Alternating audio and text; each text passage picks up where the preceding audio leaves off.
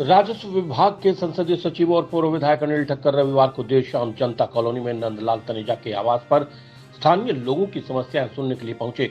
स्थानीय निवासियों ने बताया कि जब अनिल ठक्कर विधायक थे तब ठक्कर ने उनको वार्ड की लगभग सभी समस्याओं से छुटकारा दिला रखा था।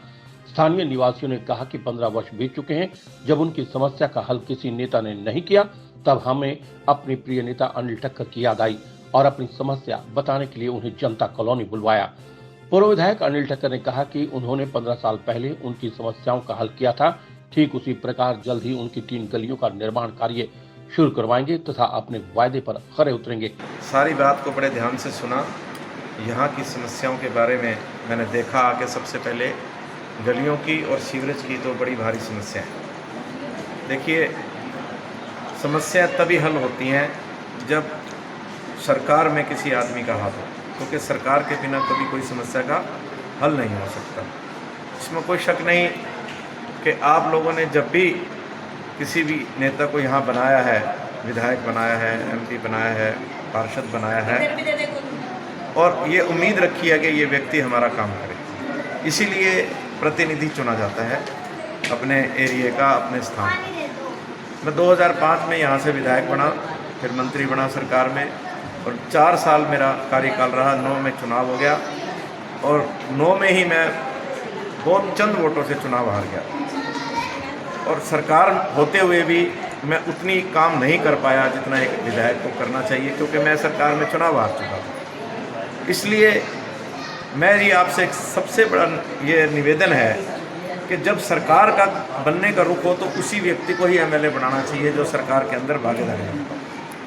विपक्ष का चुनने से वो अच्छी विपक्ष की भूमिका तो निभा सकता है, लेकिन वो सार्वजनिक काम नहीं कर पाएगा।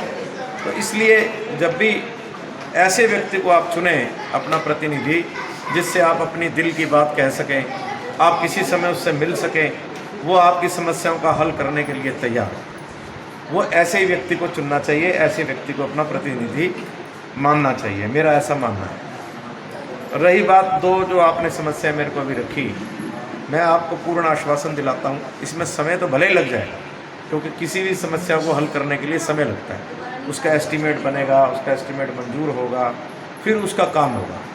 तो आपकी 3 गलियाँ नंद जी ने मुझे बताई हैं इस एरिया की, जो प्रभावित हैं, वहाँ पर ना तो सीवर की सही व्यवस्था है और ना वो गलियाँ अच्छी तरह से बनी हैं, बस कच्ची गलियाँ हैं, लगभग मैं तो कच्ची ही मानूँगा, टूटी हुई रोड से।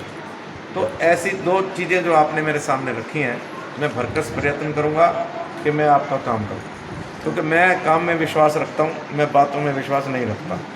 और सबसे बड़ी बात यह है कि जो आदमी किसी के प्रति उम्मीद रखता है उसको उसके ऊपर खरा उतरना चाहिए, मेरा ऐसा मानना है। राजेश हसीजा की रिपोर्ट।